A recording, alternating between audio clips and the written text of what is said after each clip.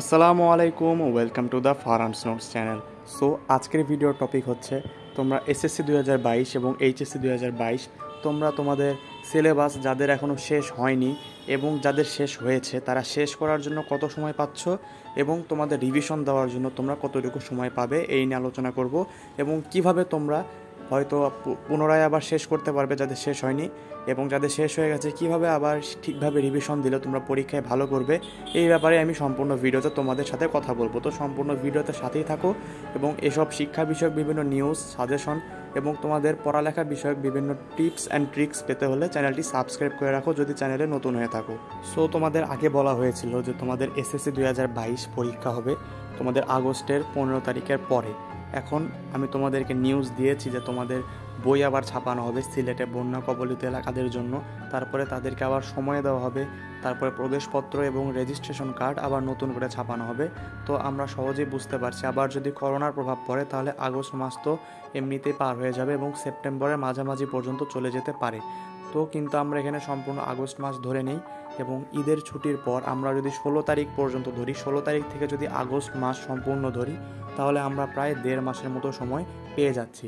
তো আমরা কিভাবে করতে পারি, আমাদের যাদের এখনও সিলেবাস শেষ হয়নি তারা কি করব, আমি তোমাদেরকে আগেও অনেকবার বলেছি, এবার শেষবারের মতো বলে দিচ্ছি যে তোমরা কিভাবে সহজে শেষ করতে পারো 1.5 মাসের সম্পূর্ণ সিলেবাসটা। তোমরা জাস্ট 4টার মতো অধ্যায় কমপ্লিট করে রাখো, এর বেশি দরকার নেই। বাংলার ক্ষেত্রে বলবো হয় তোমরা 2টি গদ্য পড়ো এবং তোমাদের যে উপন্যাস এবং নাটক আছে সেগুলো তোমরা পড়ো যদি ভালো পারো, আর যদি কবিতা ভালো পারো সেটা তাহলে তোমাদের আলাদা কথা। তাই তোমরা যারা যেইটা ভালো পারো, হয়তো 2 বছরে এমন তো কেউ নাই যে কিচ্ছু পড়োনি, কিছু তো পড়েছো কেউ না কেউ, যা পড়েছো তাই আরও ভালোভাবে পড়ো। এবং যদি তোমাদের 4টা থেকে 5টা অধ্যায় শেষ না হয়ে থাকে, যে কয়টা অধ্যায় বাকি আছে তোমরা সেই কয়টি অধ্যায় ভালোভাবে শেষ করে নাও, তাহলে তোমাদের জন্য ইজি হবে। সম্পূর্ণ অধ্যায় শেষ করতে গিয়ে তোমাদের সবগুলো হালকা হালকা করে হবে এটা দরকার নাই। তোমাদের তো আগে থেকে আশা করি 2-3টা অধ্যায়ের বেশি অথবা কমপক্ষে 2-3টা অধ্যায় তো হয়েছে নাকি। সো আরও 1-2টা অধ্যায় যদি বাকি থেকে থাকে তোমরা তোমাদের সহজ মতো দেখে নাও। আমি তোমাদেরকে সাজেশন দিয়েছি কোন কোন অধ্যায় সহজ, বিভিন্ন অধ্যায়ের, সেগুলো তোমরা দেখে নাও, আমার ভিডিও দেওয়া আছে।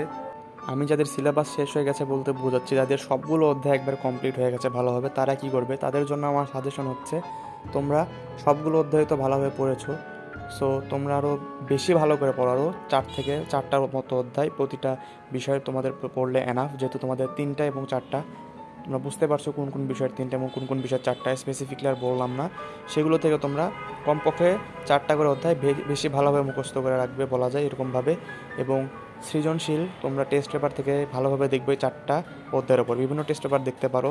তোমরা সৃজনশীল প্র্যাকটিস করো এবং লেখার প্র্যাকটিস করো, ম্যাথগুলো সলিউশন করো এবং তোমাদের হাতে সময় আছে যেহেতু তোমরা প্রতিটি MCQ ভালোভাবে বুঝে বুঝে প্র্যাকটিস করো, তাহলে তোমাদের অনেক অনেক ভালো হবে। কেননা সময় যেহেতু পাচ্ছ আমরা জানি এবং আমি বুঝতে পারছি তোমাদের হয়তো অনেকেরই পড়ার প্রতি অনীহা চলে এসেছে, এটা কিন্তু করাটা ঠিক না। তোমাদেরকে অবশ্যই পড়াশোনার সাথে কানেক্টেড থাকতে হবে, নাহলে কিন্তু হঠাৎ করে যদি পরীক্ষা শুরু হয়ে যায় তোমরা কিন্তু আগের পড়াগুলো ভুলে যাবে। তাই রিভিশন দিতে থাকো অল্প অল্প করে, একবারে ছেড়ে দিও না এবং এভাবে পড়ো, আশা করি ইনশাল্লাহ ভালো হবে পরীক্ষা। সো এরকম আরও সাজেশন এবং আপডেট নিউজ পেতে হলে চ্যানেলটি সাবস্ক্রাইব করে নাও। আসসালামু আলাইকুম।